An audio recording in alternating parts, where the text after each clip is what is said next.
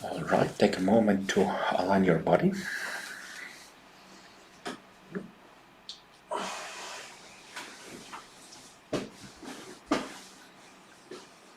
Maybe if you could open the window for a minute.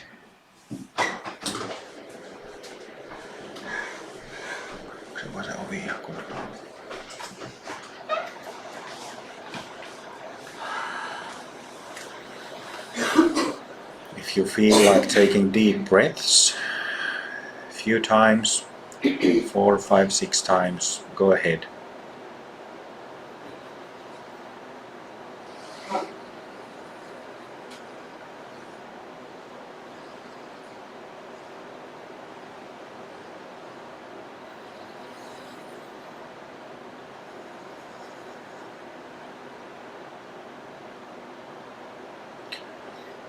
Yesterday I made a distinction between relaxation as relaxing into clarity and softness and groundedness of pure presence, or relaxation as bypassing sensations. So let your body relax into this clear basic presence, effortless presence.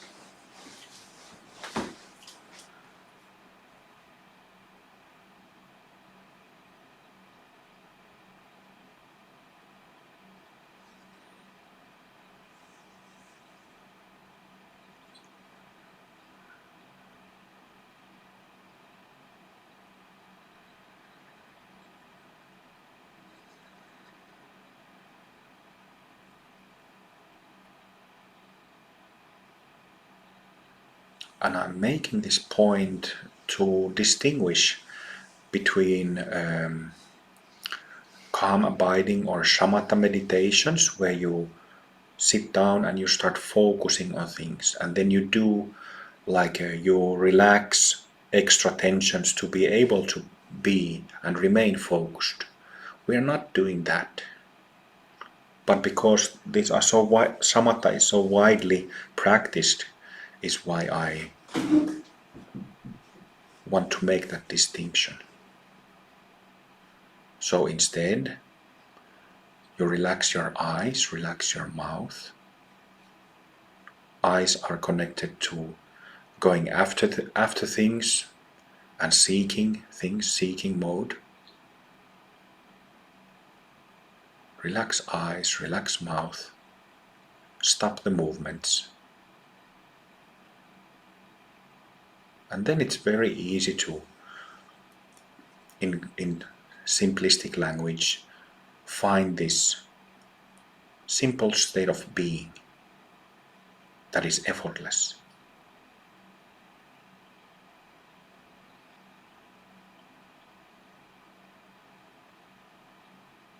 And then that effortless knowing, effortless awareness, you simply know or be aware with your whole body.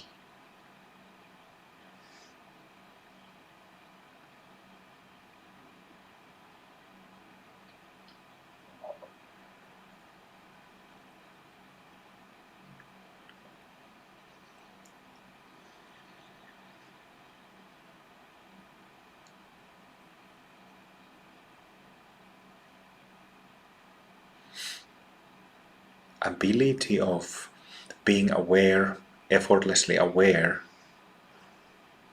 to effortlessly know, selflessly know, is already all over our physical and subtle bodies. It's already there. It's part of one facet of our basic nature. This ability to know or to be aware, and to be aware effortlessly, without effort, without needing to do it or needing to somehow carry it.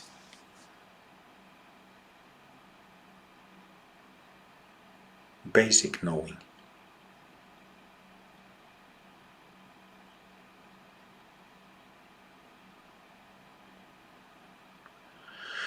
And it's also very simple knowing. You don't begin to,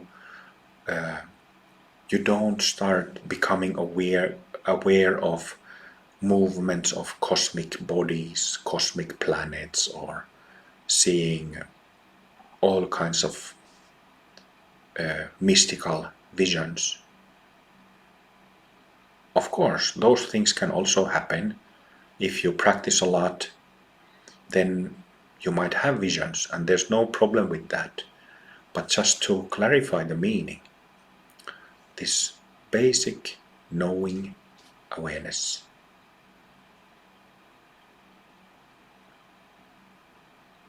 can be recognized by relaxing eyes, relaxing mouth, and then through the whole body.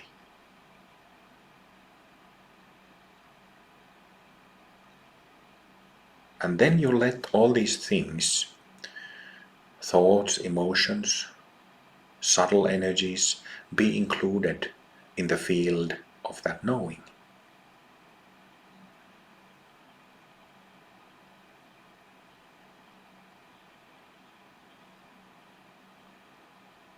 So this kind of practice, it's very different from methods and traditions that use calm abiding, shamata, lesser mindfulness practices. Very different. Awareness based, mindfulness based, awareness based, concentration based. Two very different. Very different. In awareness based training systems like ours, it is this basic state, basic awareness, basic knowing awareness that is always a priority. Always a priority. And is made like a foundation from day one. We don't do a 100-day practice period or 3-year retreat to get to this basic simple state, but we, from very first moment, start with it and take it as a path. What is the path? Integrating thoughts, emotions, energetical activities back into it. Part of us always remains, no matter how traumatized, stressed, or deluded you are, or one is. You can't cover all of this Buddha nature of ours. You can't cover it 100%. So it always remains, though it can be very little of it left, so thick and heavy clouds covering it, clouds of stress and trauma and dualistic self-based delusions.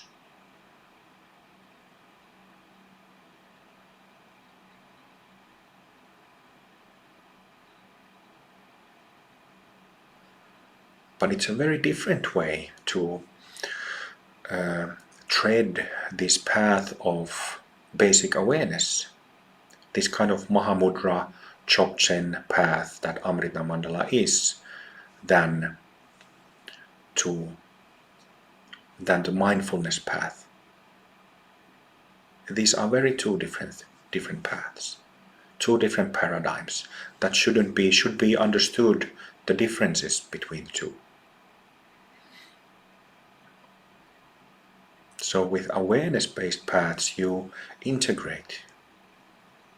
You see through your self-based delusions, layer by layer by layer, and then you integrate back these psychological injuries, psychic injuries, traumas.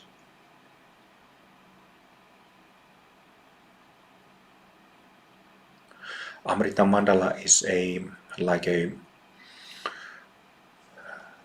so we have two views.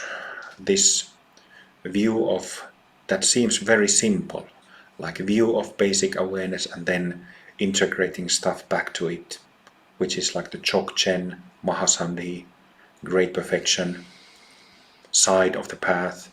But then there's the Tantric side, Tantric practices, mantras, deities, gurus, channels, visualizations that are there to help with the insight process and help with integration of trauma.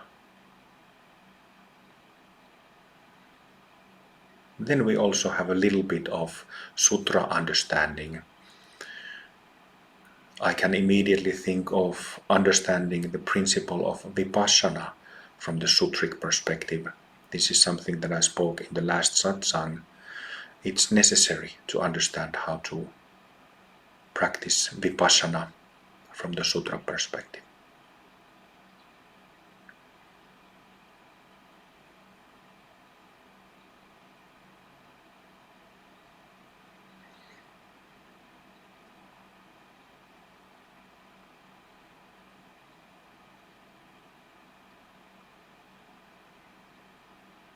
So basic awareness.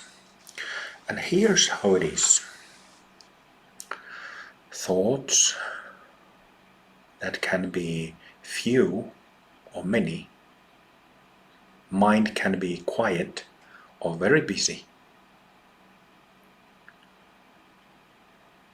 Emotions can be, one can have peaceful emotions, pleasant emotions, very strong emotions, very contracting, negative emotions. One can have subtle energy in the subtle bodies that make you feel very cloudy, very foggy.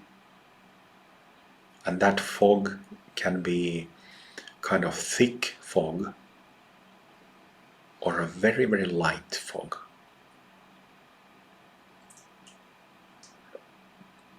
Ultimately, from the ultimate perspective, all of these things that happen on a daily basis in our mind, in our psyche, are perfectly fine.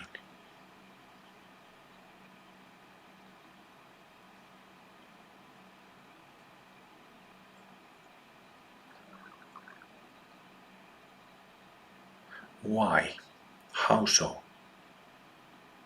Because clearly, somebody who is very tired and stressed and mind races 200 kilometers an hour, there are traumatic memories. Why are you saying that no problem? Because clearly they are a problem. Yes, but I said ultimately. It might not be the case at this present moment. But the view is that what is seen as a problem that brings us to a path and practice in the beginning, what is perceived as a problem over time, through practice, through insight and transformation, through reintegration, is seen as being no problem at all.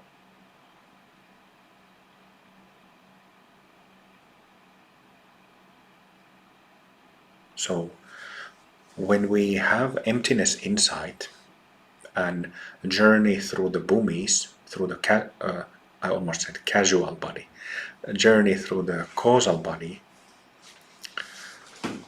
problems and emotions become less and less of a problem. And that's a major relief. This especially happens, when one has a sixth bhumi opening, 1 through 6. Suddenly thoughts aren't that big of a problem anymore as they were before. And then, usually how it goes with Amrita Mandala folks is that the whole stack of bhumis gets opened first, so making small holes in the center of the bhumi plates from 1st through 13th, and then the perfection process begins.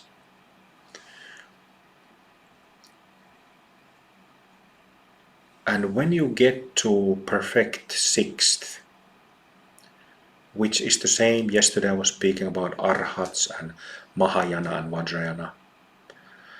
So when you perfect 6th bhumi, which means that the nadi system, bhumi system inside your body is completely cleared up, causal body inside your body is cleared up, then thoughts, I would say, no problem at all anymore. After that, you're working when perfecting 7, 8, 9, 10, the remaining karmic bhumis, you're working with subtler and subtler energies. Subtler like fogs, like this abstract mass of energy that is fog-like, vapor-like.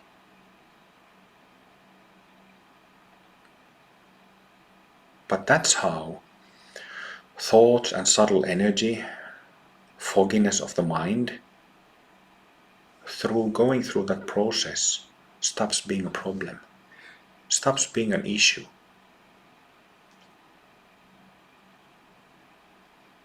This is how the emptiness inside process, how it goes.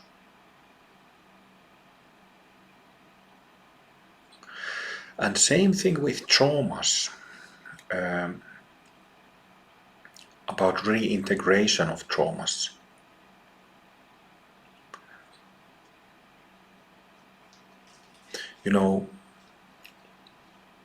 So they can be these very stubborn patterns and habits of trauma. It depends, but somebody who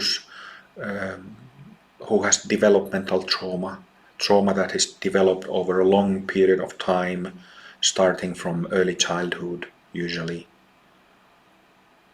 then it's quite thick and heavy and stubborn, compulsive.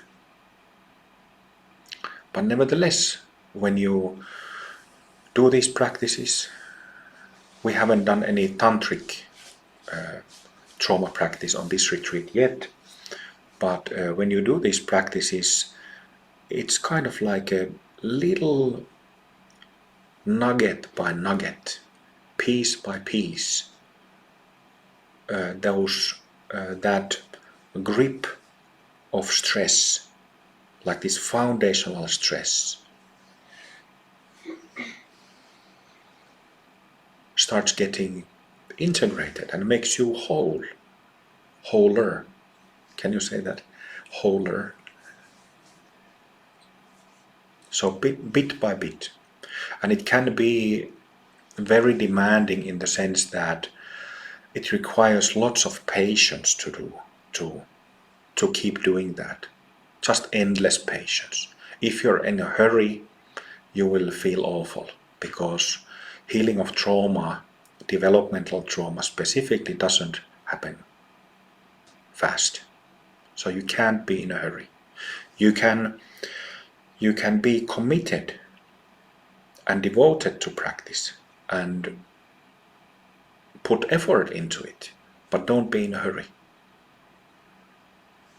That's an important point.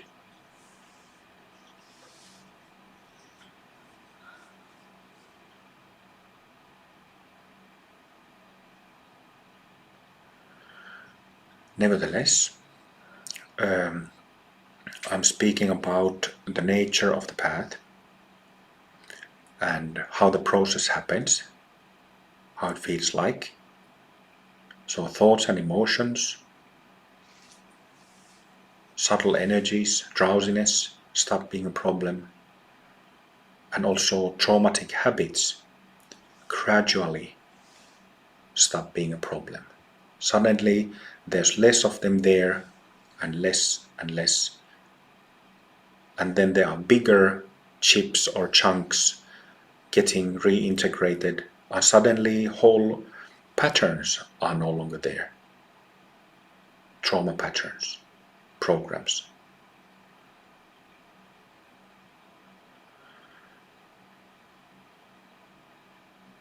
So these, we come to practice, well, we have two different paths. And we come to practice because we understand that something is off.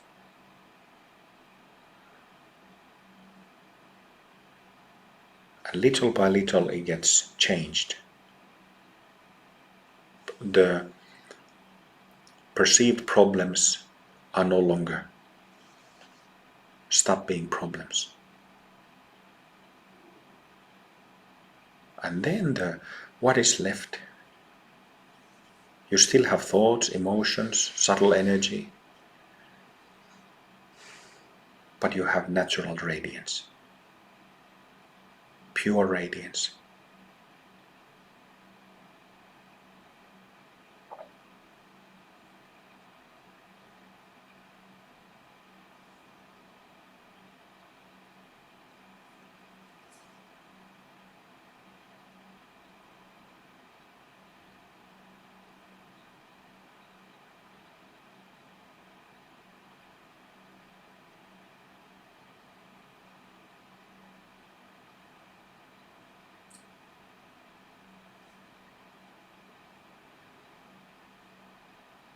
What is pure radiance?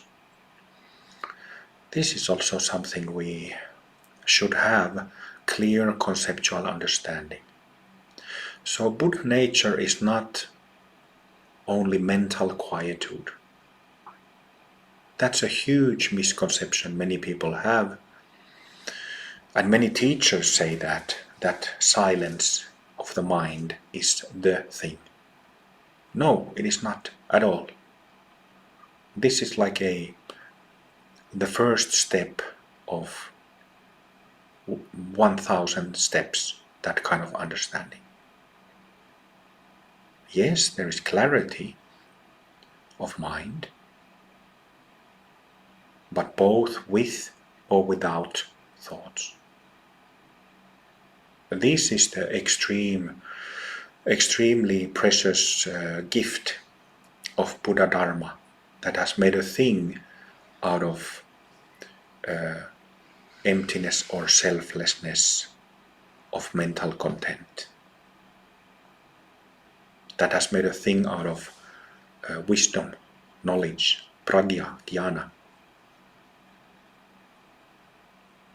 So with or without mental content, radiance.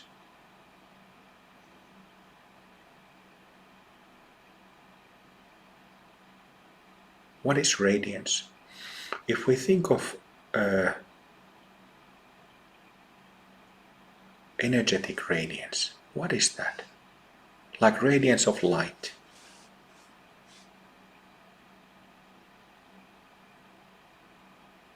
How is it like? Thinking about the sun, for example. It just keeps radiating. We don't need to think about the biological or chemical stuff that happens in the sun. I wouldn't have a clue about that anyway.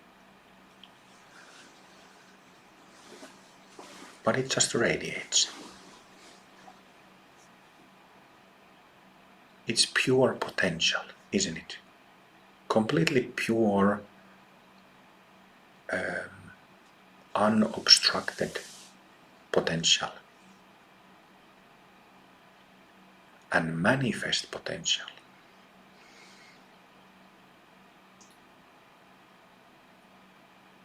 Not little bit here and there, little bit light leaking out during very good, exceptionally good meditations or moments of meditations, but potential becoming embodied.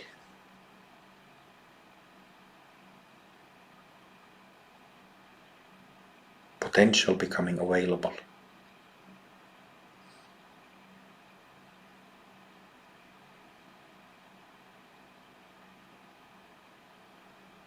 And it is not difficult to understand what the mental and emotional and psychological and behavioral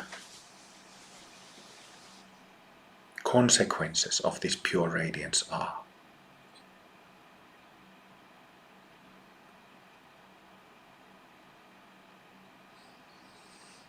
Mental, emotional, psychological, behavioral consequences of pure radiance. What are they?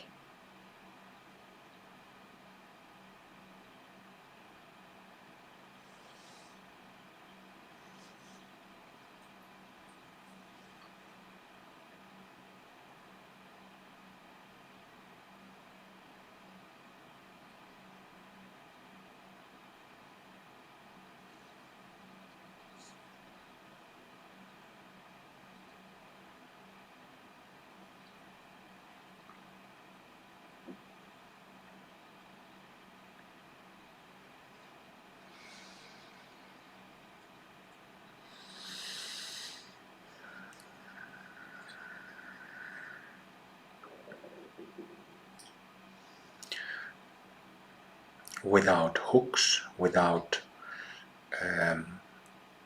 impulsive contractions, without self-based hooks, without selfishness, without all these negative, self-absorbed habits and patterns, just pure radiance. Mental activity, verbal activity, physical activity accordingly.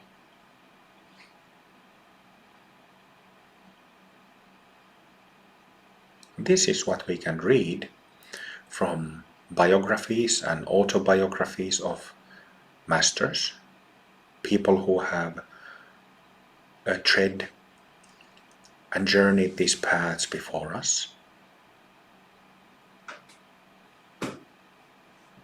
helping others, supporting others, clarifying things through sheer simple presence.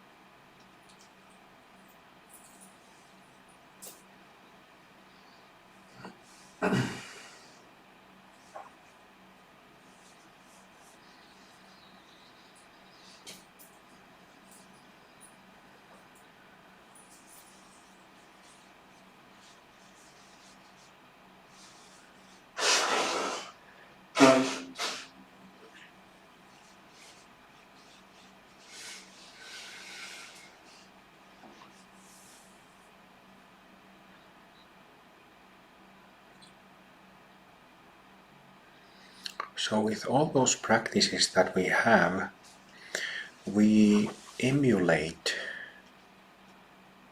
which is another way of saying that we keep revealing, keep, how to say, like opening gifts, opening the wrapping paper. We keep opening, removing the wrapping paper of our subtle bodies that directly affect the physical body.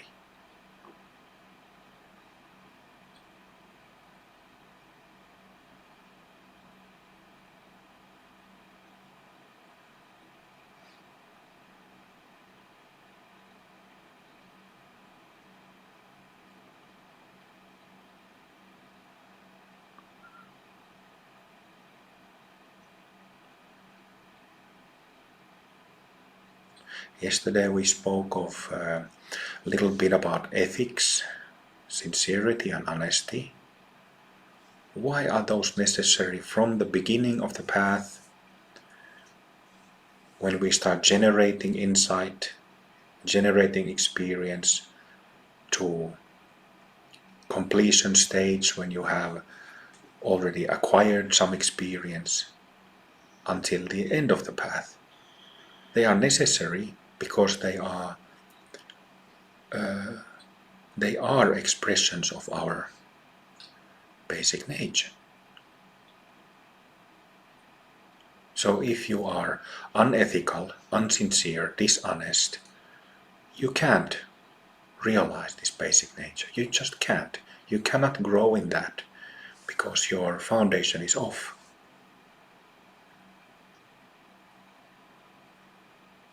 And with all these visualizations of the subtle body, all these different mendings and adjustments that we did yesterday, with deity practices, we just keep revealing, having glimpses, experiences, revealing the potential, making use of the potential and making it a living reality, becoming embodiments of this pure radiance.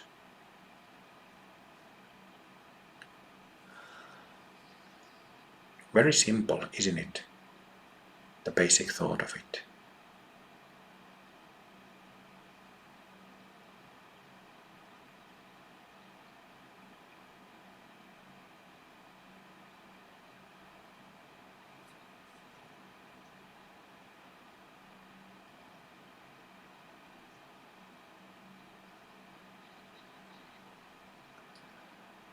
And another important facet that I want to mention, not only the absence of negativity, absence of psychic pain, is the facet of the basic state that we know as service. Becoming servants. Servants of who? Serving how? Well, we are practitioners of Buddha Dharma. So the context is Dharma. It doesn't mean that in some cases in history it actually has been, people have interpreted, or maybe they felt called to do actual, like, physical service.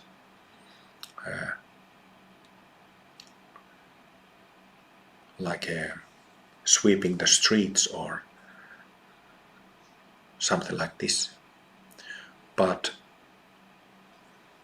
to be clear, we are practicing Dharma, which means that our main interest is through compassion to help beings to know themselves.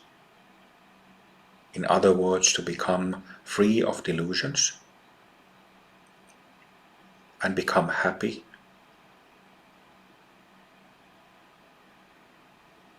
to become settled in the basic nature.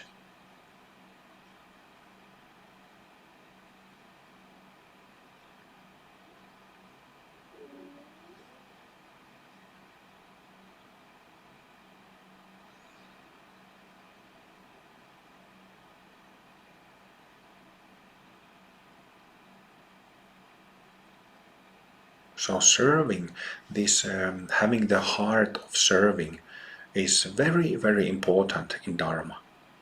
No matter if we practice Hinayana or Sutra Mahayana or Tantra Vajrayana, if we don't have the attitude of serving, heart of serving, if we don't practice Karma Yoga, then there is some holding back and some selfishness there. And again, it won't work. You won't get to the end goal without having the heart of serving, attitude of serving.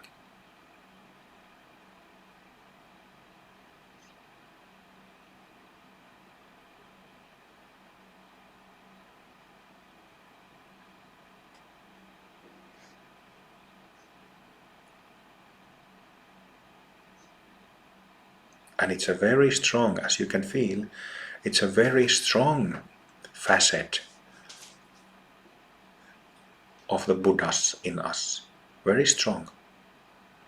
Yesterday I briefly spoke about Shakyamuni Buddha and his daily life. He took a rest during the night for 1 or 2 hours, just lying down a little bit, giving rest to his body before starting the day again. Meeting people, teaching people, hearing people, giving advice when asked.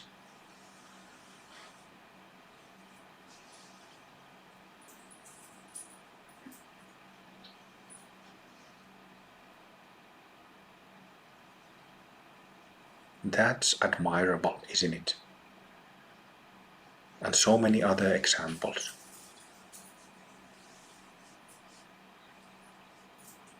Of course, as long as we are still practitioners, when we haven't finished our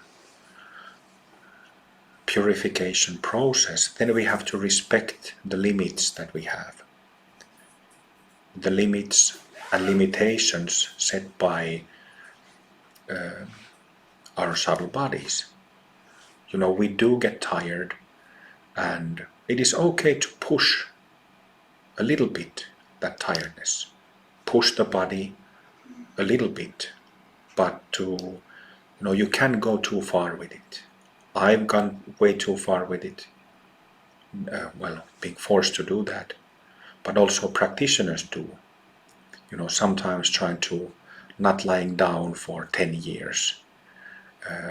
Meditating on a retreat for 18 hours a day without moving. It is not smart. It is not wise. And when you put body under so much strain, it will get sick eventually. Get sick out of practicing the Dharma. And that's not right.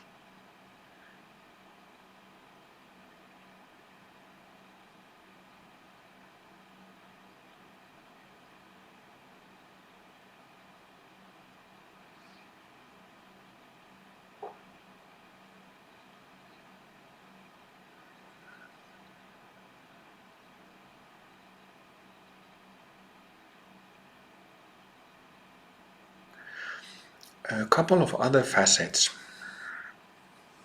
We briefly touched on the ethical facet.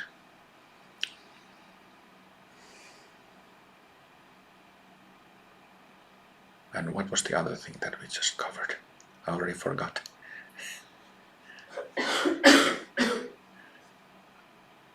Serving, of course. So ethical facet, the facet of becoming like a humble servant. But being a humble, sincere servant doesn't mean not having discrimination about things. So discrimination is another important facet. And this is in Tantric archetypes, in deities, Manjushri is the basic expression of that. Manjushri is like a semi-peaceful deity who holds a sword, upraised sword. That sword is a symbol for discrimination, reason. Same thing with Vajrasattva, who is made of pure diamond. There is discrimination in that purity, that clarity. Completely transparent, but it's not a dumb or naive transparency.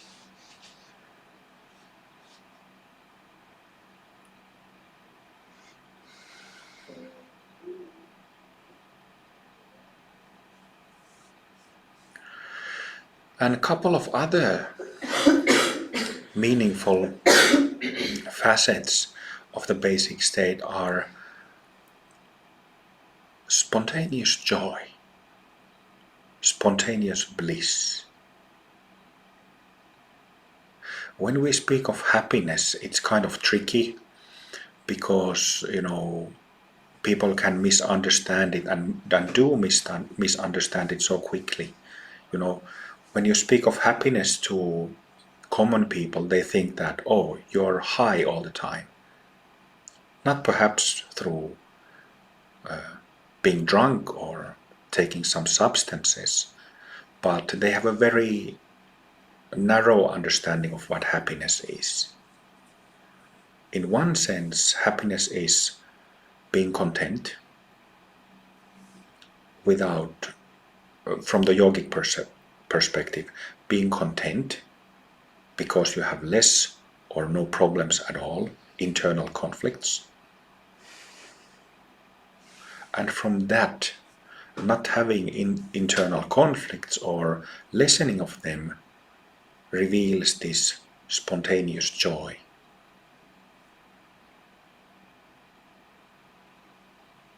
And you don't have to be laughing or smiling all the time. So it's one facet among many facets. But there is always that sparkle to become joyful. Depressed people, anxious people, fearful people don't have that readily available, right? But one of the facets of pure nature is this spontaneous joy, spontaneous happiness.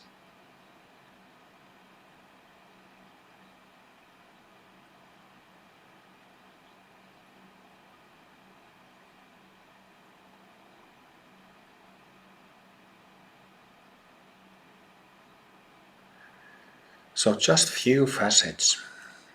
And it is good to understand, when we start looking at the basic teachings of the Buddha, Noble Eightfold Path, Four Noble Truths, 6 perfections in the Mahayana, 10 perfections in Vajrayana.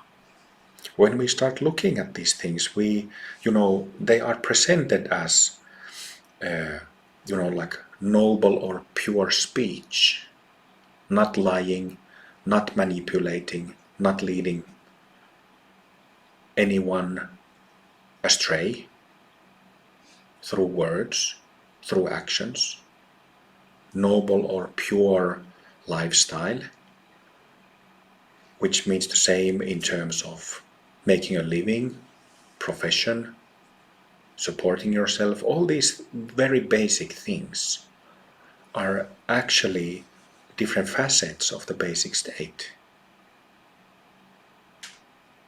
And therefore, they are extremely precious teachings. Extremely precious.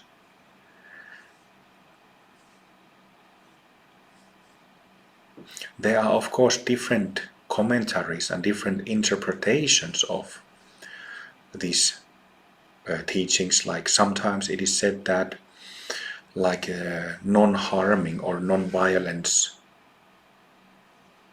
means absolutely it means vegetarian diet. Many in Mahayana say that, many in Hinayana say that, but in Vajrayana, very different interpretation.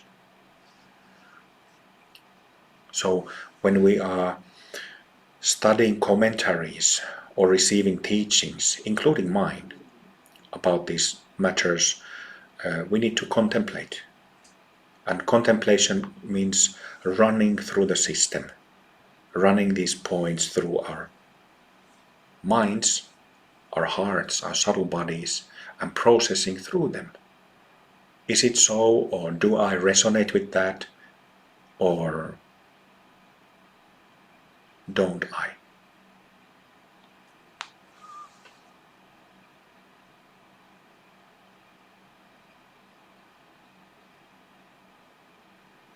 So there is always room for interpretation, and that's actually allowed. But we simply have to, especially over time, it's good to never be judgmental, not to make judgments too fast. So taking time to contemplate, but then we are also allowed to have our own interpretation.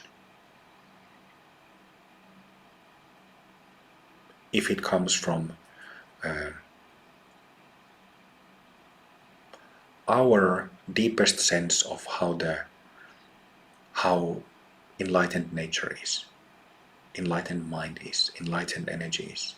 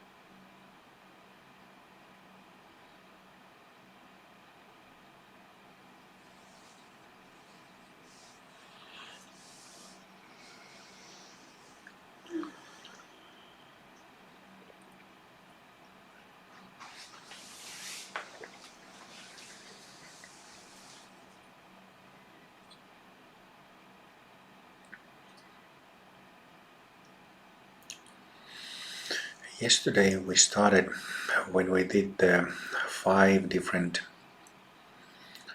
prayers, 5 simple techniques of healing, of trauma, and aligning the bodies, and so on. We started with friendliness, metta, maitri.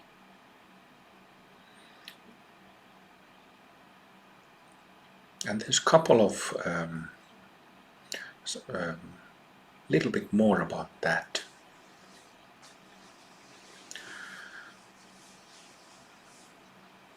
First of all, friendliness towards our physical bodies. Feel your physical body. Feel the shape of it, size of it, form of it.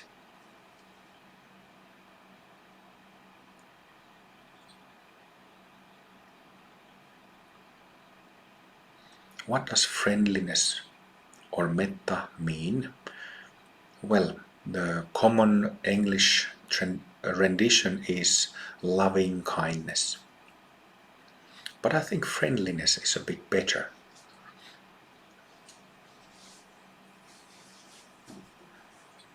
Being friends. Being friends means having a connection, connection that is supportive, understanding, present. There's an element of love, element of kindness there, element of understanding and accepting.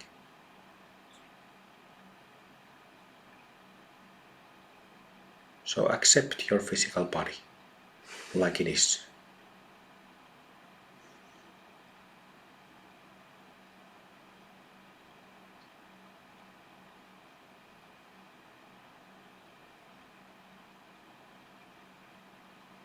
Just like it is.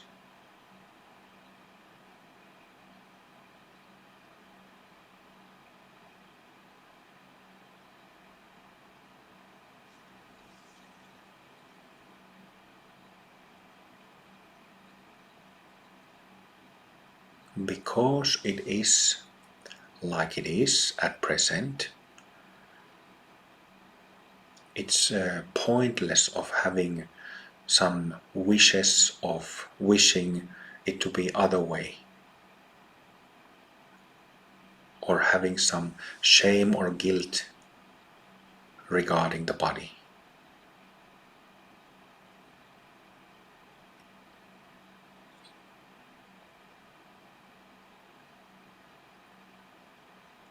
Accept it as it is.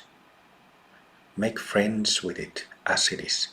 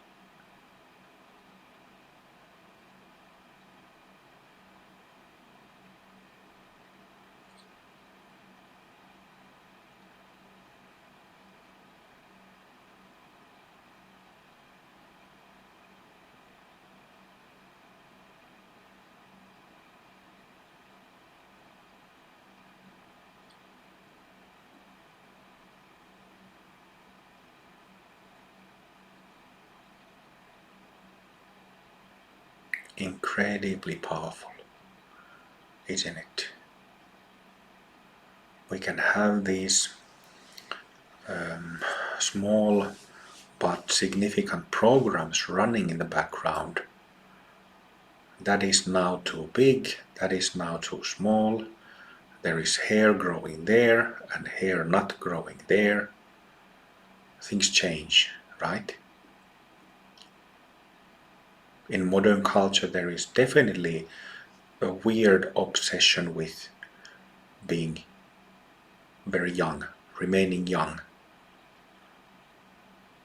Aging is a fact. So we might have all kinds of programs, expectations, unmet expectations, and thus disappointment. Wrap all of that, shake all of that, and just accept. Make friends.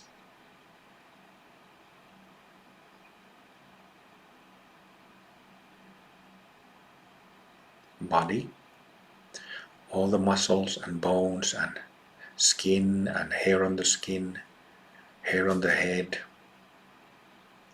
glands, internal organs, heart, blood circulating. Let's become best friends. Heart friends.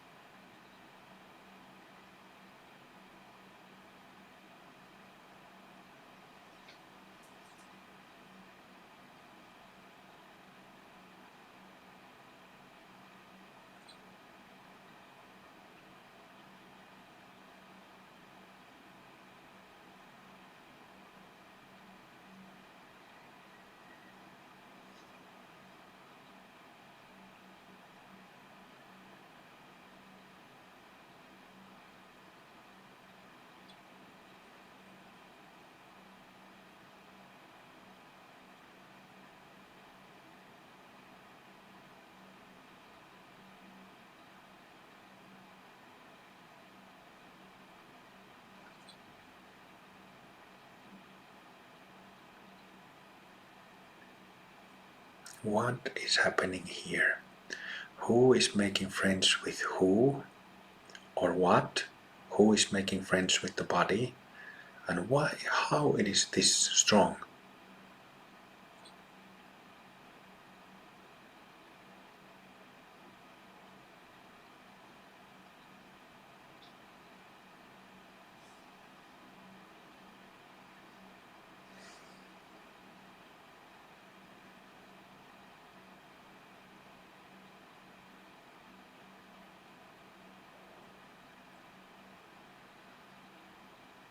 We are connecting, uh, each one of us as enlightened beings or Buddhas through the pure psyche or I, pure I, with the physical body.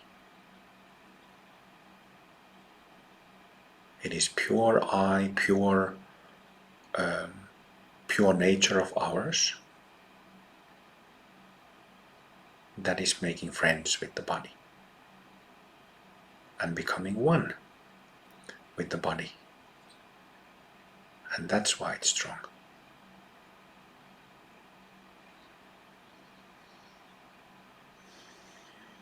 We have trillions, which is a lot, cells in the body, and each one of those cells is like a living computer, organic computer. Incredible intelligence. It's absolutely incredible. You can find microscopic photographs of cells.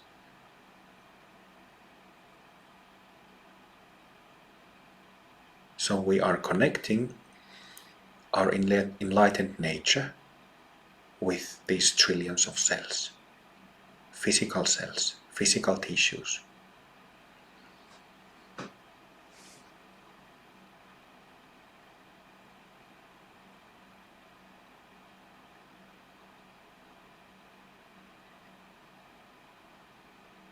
This is like in Kriya Yoga there is something called Paravastha.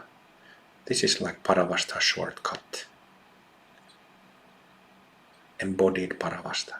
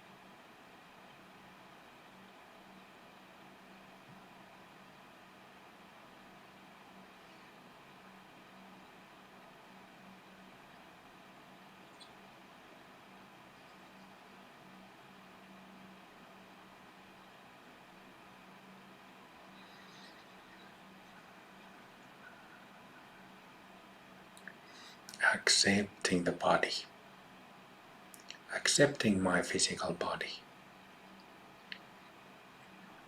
This beautiful physical instrument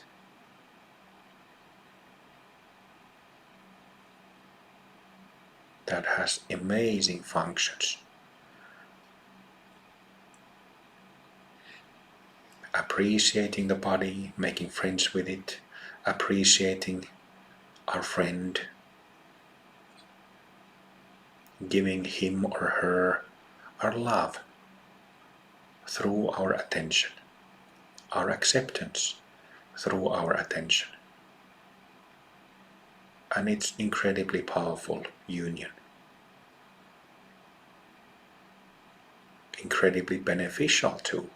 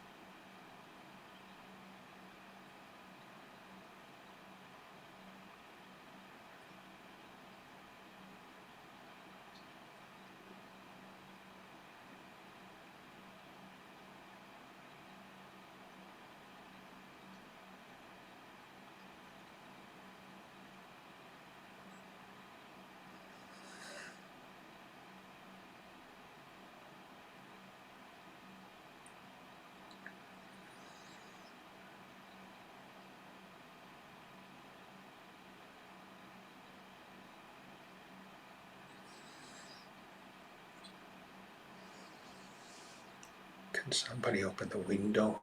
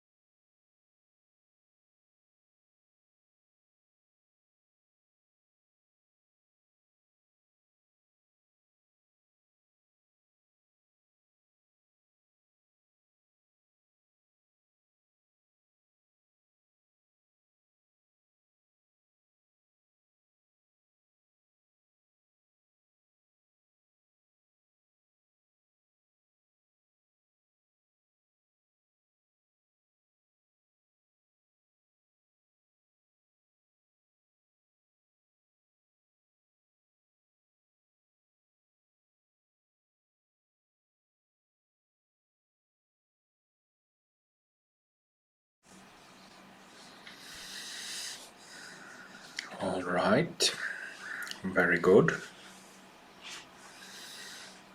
And then let's make friends with our meridians, meridian system, astral body.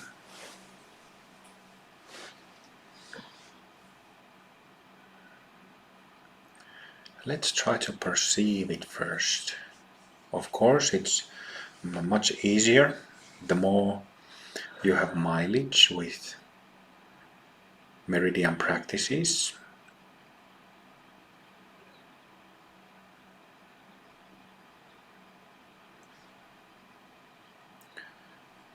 So how does it feel like? It's sponge-like, elastic, warm, obviously because it's alive. This system of organic system is alive in us. The grossest of our subtle bodies. That is inside the physical body. If you have enough experience of meridian practices when switching from the physical body to meridian body, you will feel a clear shift. If you don't have enough experience, then you won't have that clear, or maybe it remains a mystery, which is also fine. But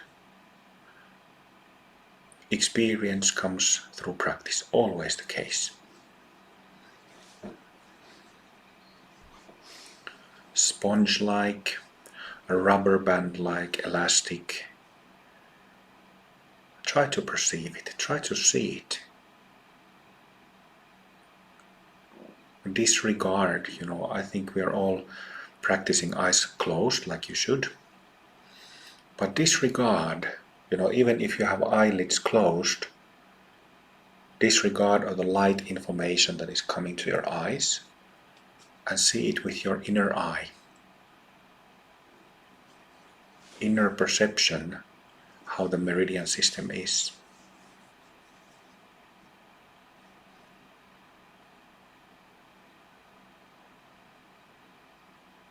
What are the meridians exactly? How do they look like? Where do they go?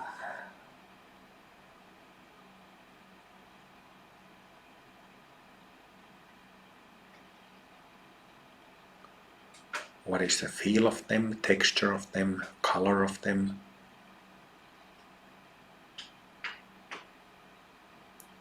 What does it mean that there is vital energy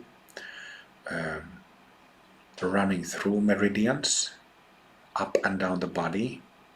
Just like when we have in blood circulation, we have blood pumping away from the heart to the extremities of the body, and then blood streams going back towards the heart.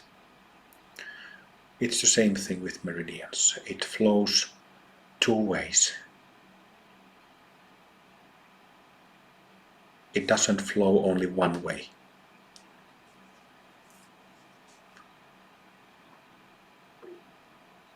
But back and forth, covering the whole body.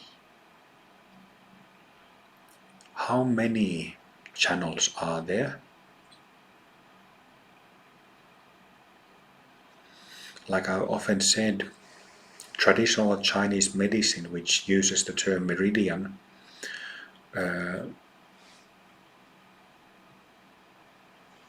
but their view about meridians, which they use for in a very specific way. They speak of 20 something meridians, 20 different channels around the body. You can look into like meridian charts from traditional Chinese medicine if you like, but actually there are countless more meridians than just 20 or so.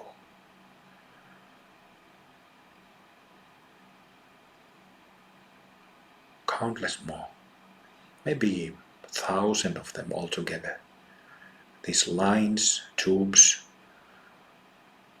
going up and down in the body, inside the limbs, inside hands and fingers, inside the torso, inside head, inside legs, covering the whole area of the physical body.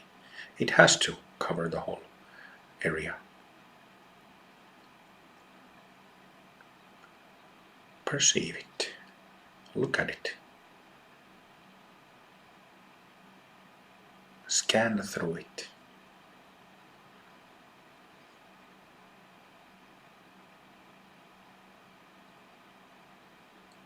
If you think that I can't see anything, it's frustrating, I can't see anything, relax, let go that frustration, and look in a subtler way.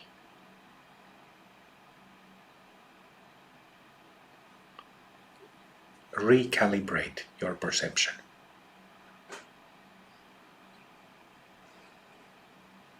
They are there. You wouldn't be listening my instructions if the meridians weren't there. So it's just a matter of making the connection. But anyhow, your subconscious mind knows perfectly, your meridian system knows perfectly what I'm talking about.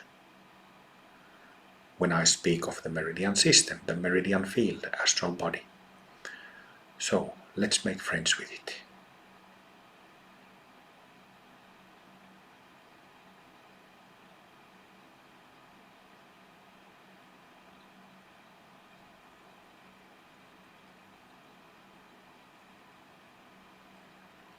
My astral body, my meridian system. Let's be friends.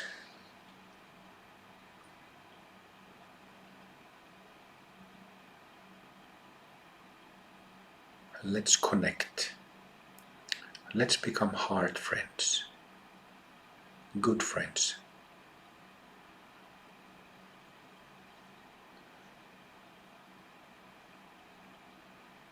I am sorry that you had to carry traumas and store traumas, store different hurtful memories and negative emotions. I'm sorry about that. But I want to be friends. And I would like these burdens to release so that you don't have to store them anymore. For the sake of well-being, for the sake of health, ultimately for the benefit of all sentient beings.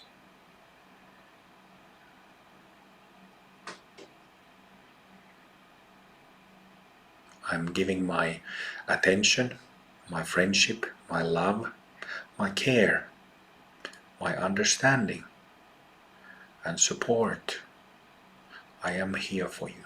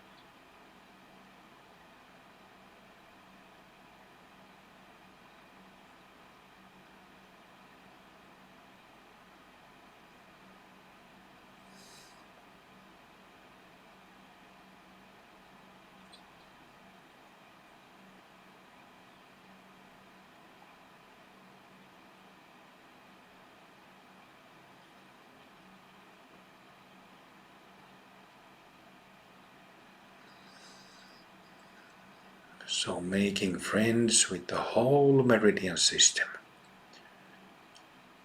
All those 1,000 channels from the head to toe to fingers to stomach, chest, back, arms, legs.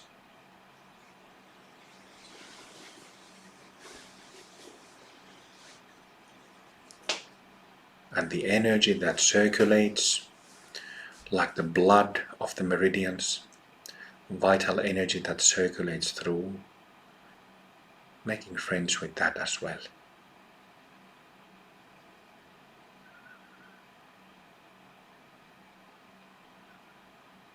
And making friends with whatever is stored in the meridians.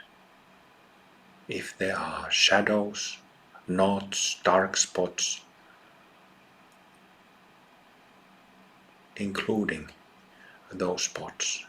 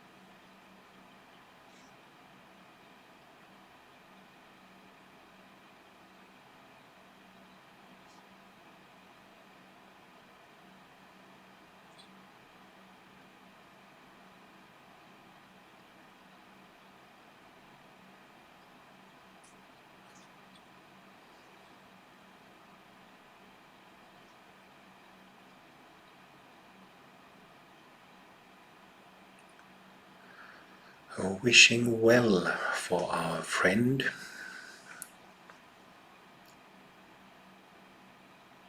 wishing health, wishing happiness, wishing peace and balance. May you be happy. May you have joy. May you have health, love,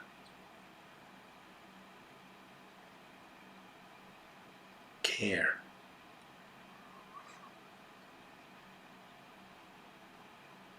I'm giving all that to you, my astral body. I'm giving all of that to you.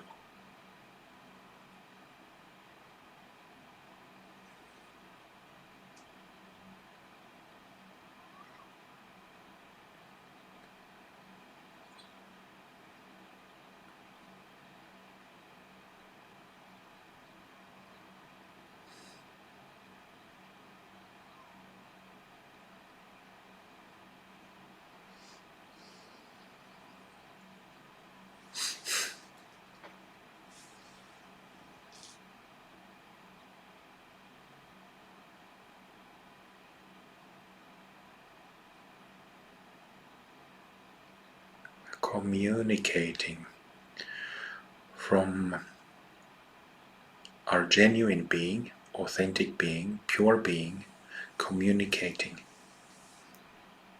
with our relative bodies.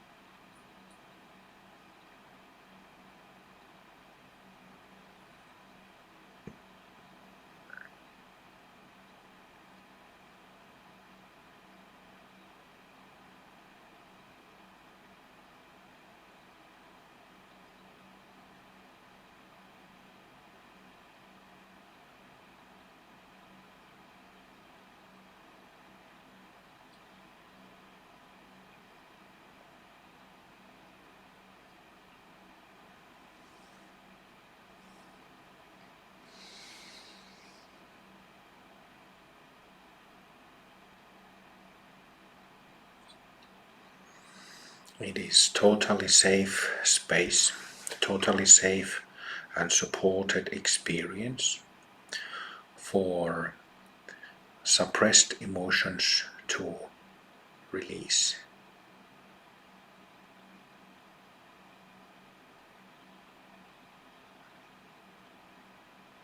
So again, like sediments and mud at the bottom of a lake,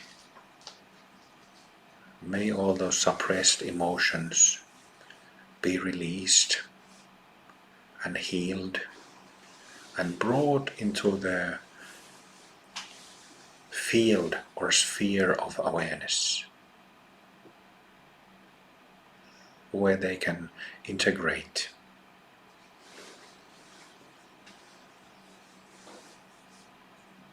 So, dear friend, my meridian body, feel free to unburden yourself.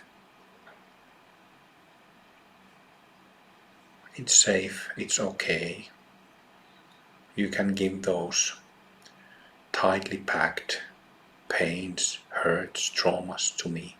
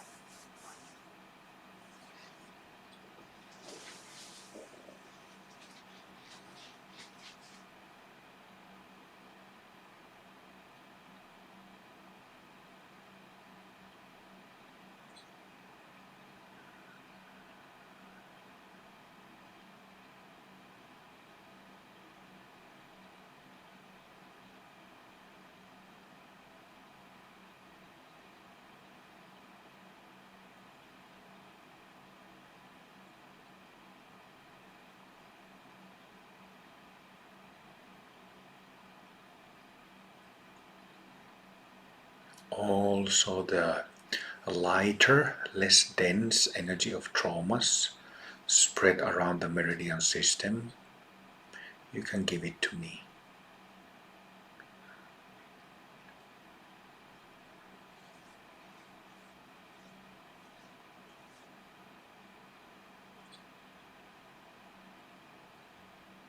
For all of it to heal.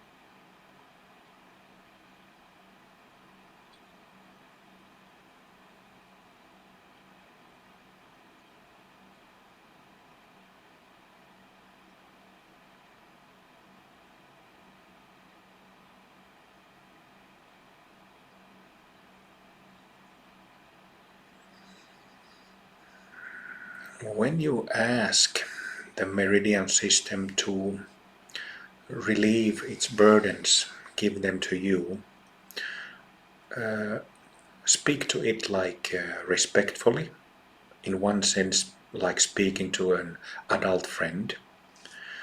But when it comes to tight knots of trauma, it's like a traumatized, scared child that is curled up in this tight bundle, just holding to it, like compulsively holding, like a what do you call that? Well, a compulsive grip. So in that case,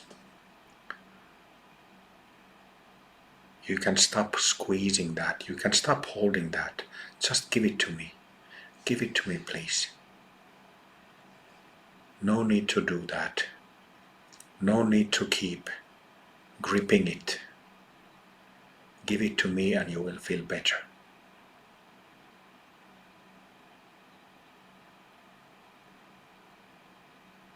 It's okay. Just give it to me.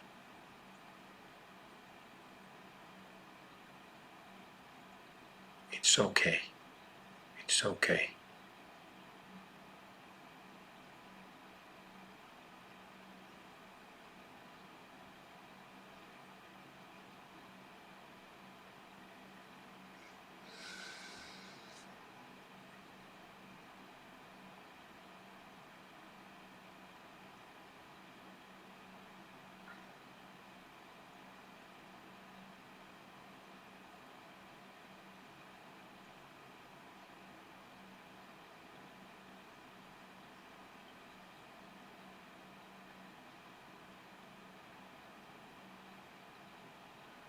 You can relax.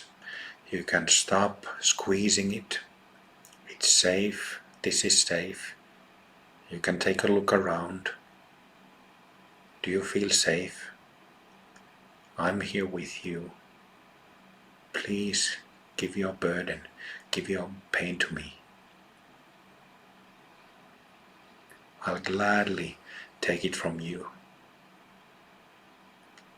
And you won't have to be scared anymore. You don't have to be carrying this weight. I'll carry it for you.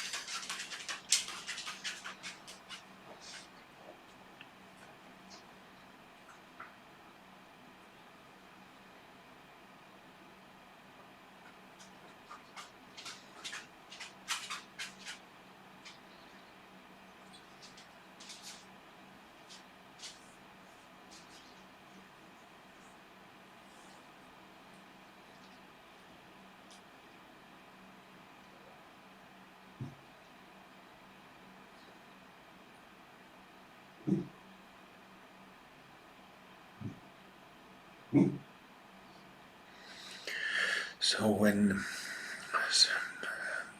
knots that have been, when the circulation in the channels has been hindered, obstructed, has been choked for a long time through these trauma knots,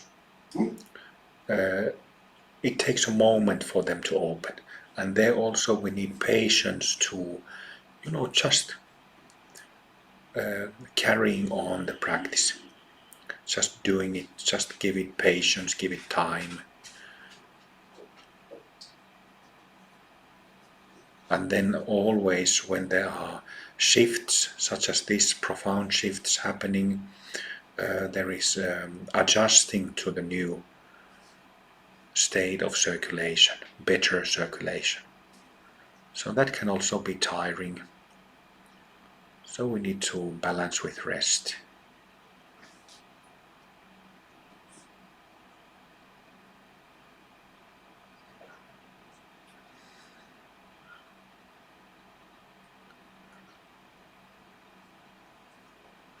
Take a look at your friend meridians.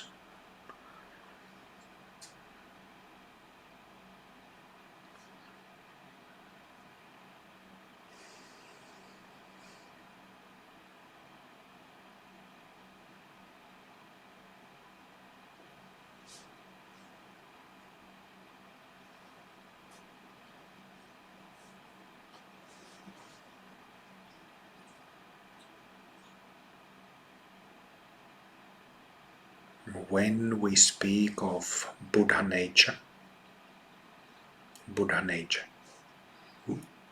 in very simple secular terms, it means not having knots, not having entangles. It's not how you say entanglements, like tangled hair, not having that. So the channels being completely open, completely smooth, and completely active. Not only part of them active, not only half of them active, but all of them active. And this natural radiance of vitality flowing through it.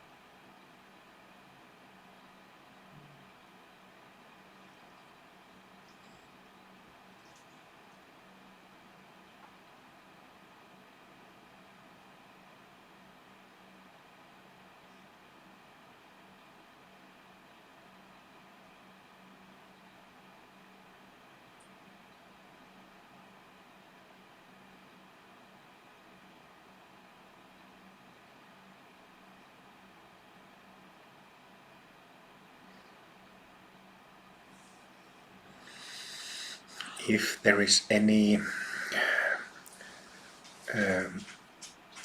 do you say disalignment, misalignment, either one of those.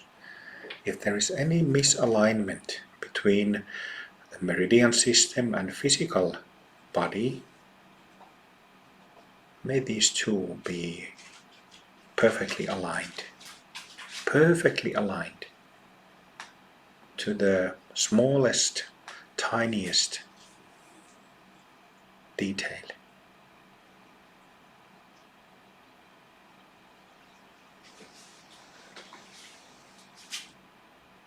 Unifying the two bodies.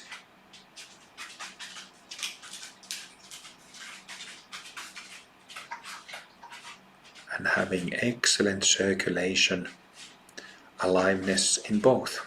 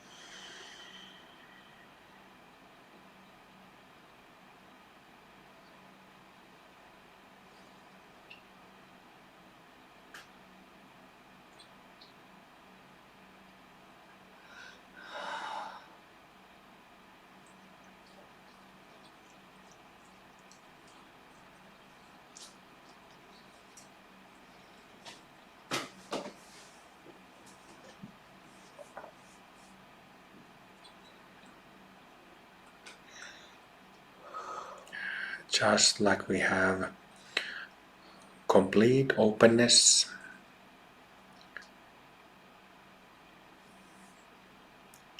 and activity in the meridian system, may it be the same in the physical body with its trillions of cells.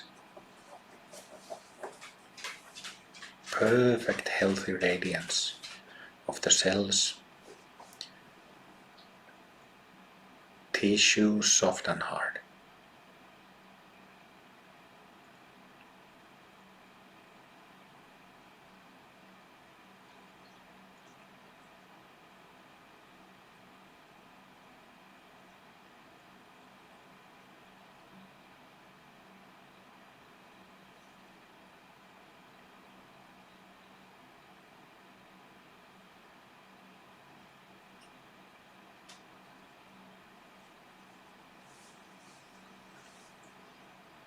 Including the liquids in the body.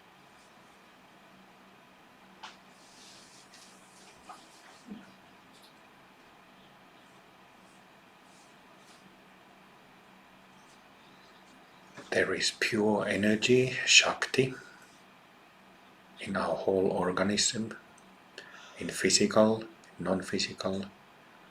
So may that potential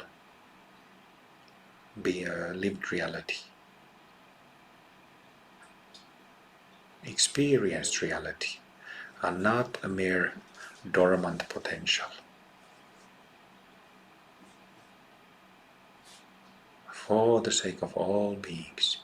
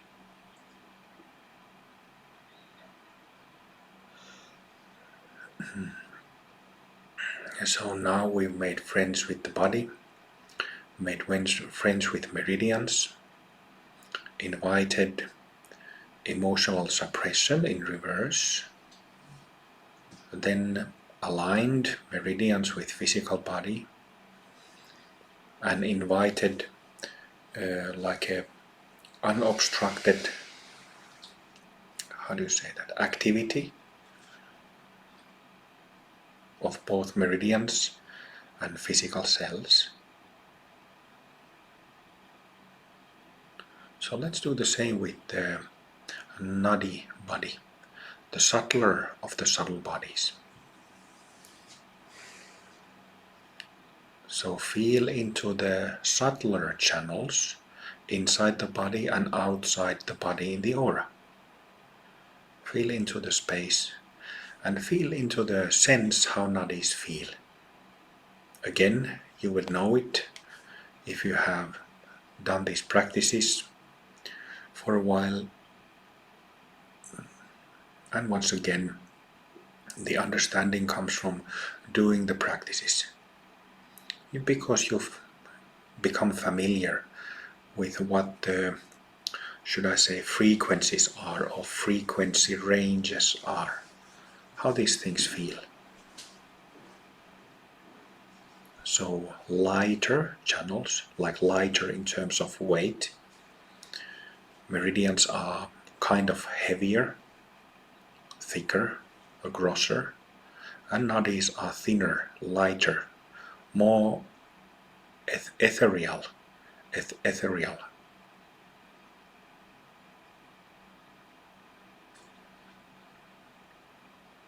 Try to perceive them, see them, creating this quite large sphere around you, horizontally around you, vertically around you. Try to see it. Just see it, actually. Don't try, just see it.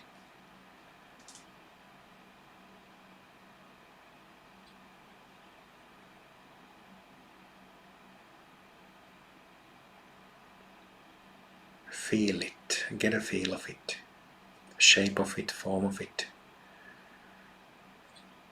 See how the channels are, how they float in the space of the aura, how they meet with the edge of the aura, and how they come inside the body, and how they are inside the body.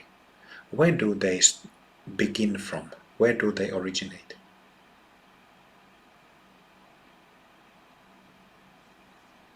Just look, find out.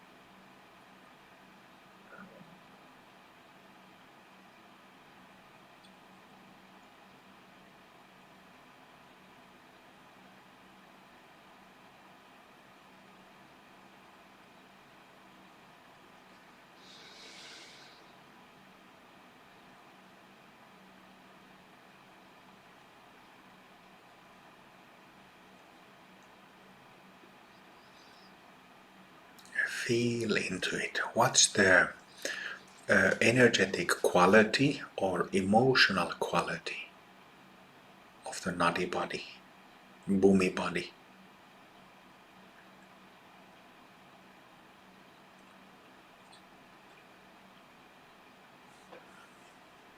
You can also feel to the vertical pillar below and above the body, but don't take it to the Mahasiddha bhumi terrain yet. Just kind of feel the karmic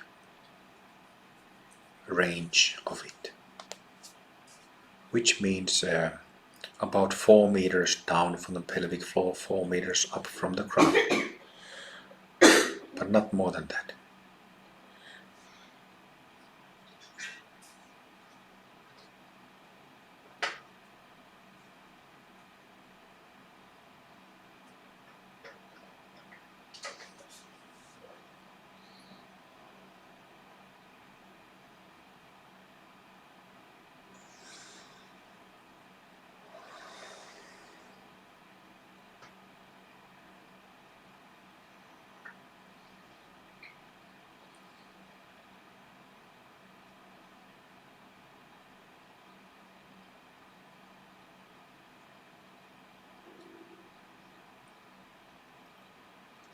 And then, from the purity of our being, from the purity who we are, each one of us is, make friends with the nuddy body by feeling into it, perceiving it, acknowledging that it's there. Let's become friends.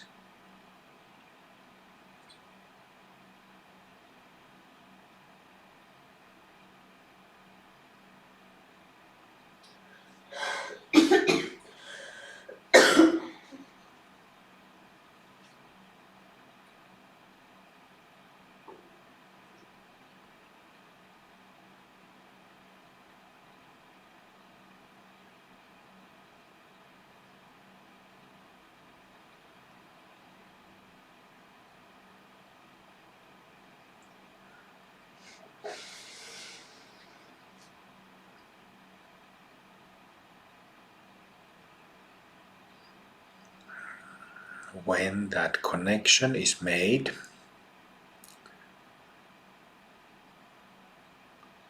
then you start feeling, also start to become aware of like the energetic feel, energetic tone, emotional feel, existential feel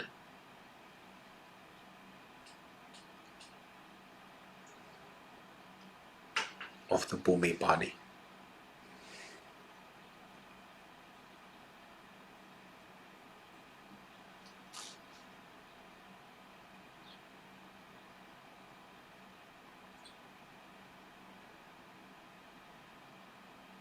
And again, giving our attention,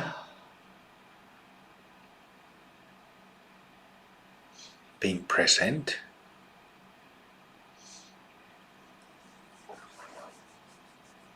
giving kindness, friendliness, support,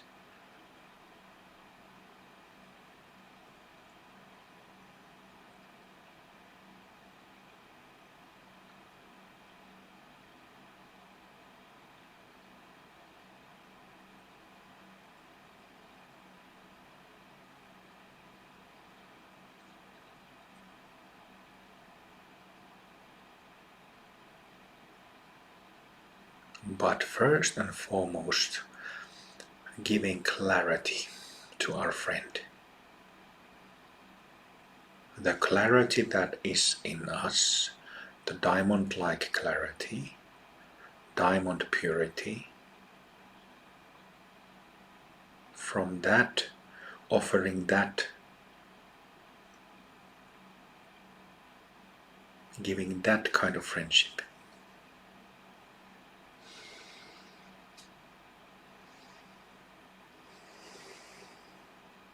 It simply means practically that you pay attention to this clarity facet of the basic state, and from that you are inviting the nadi system to be your friend, and automatically.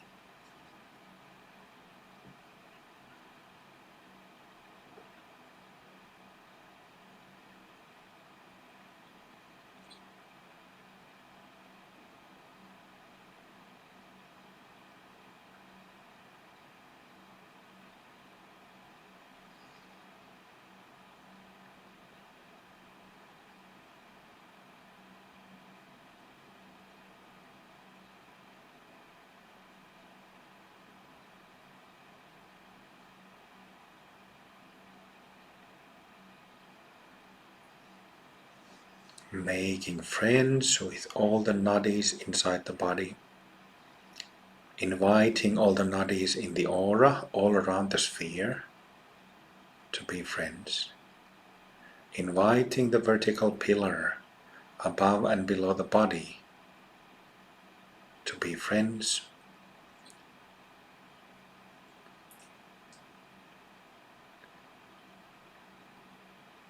and to unify with us.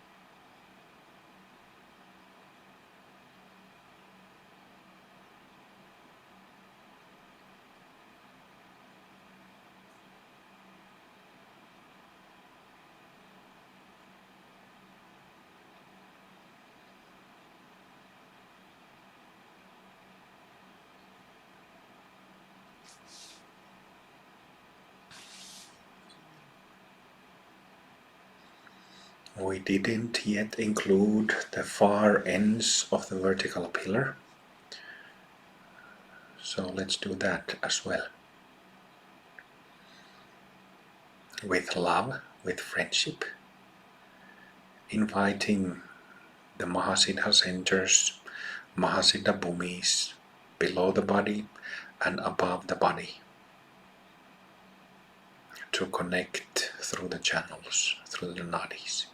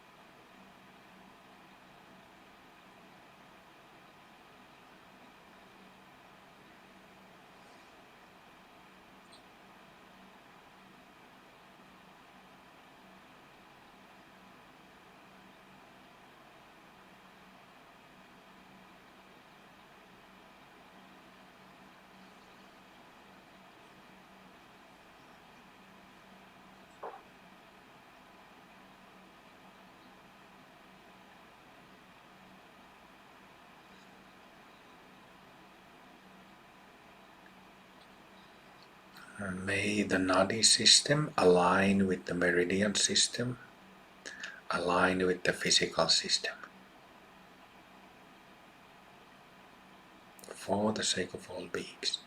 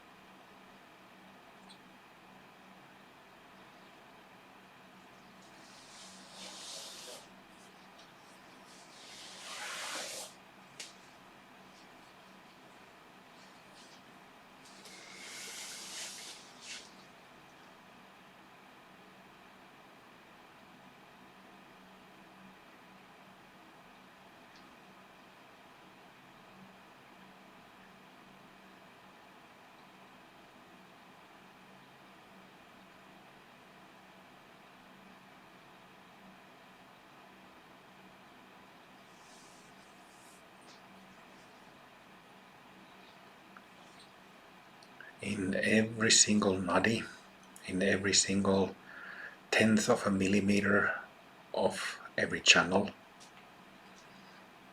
in every meridian, in every cell, there is pure potential of our most basic fundamental nature, our true nature. May that pure radiance radiate fully through our three bodies, completely, fully, perfectly, unobstructed.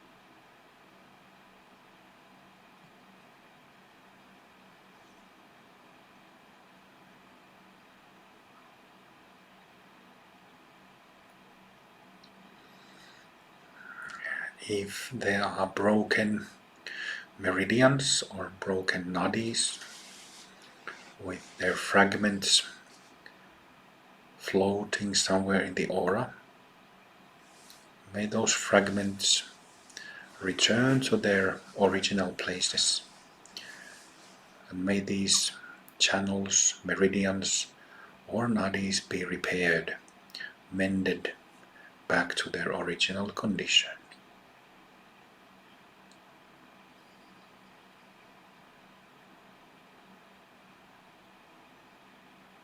And may vitality, pranic energy that has leaked out, scattered, dispersed, may it return to our body, to our being.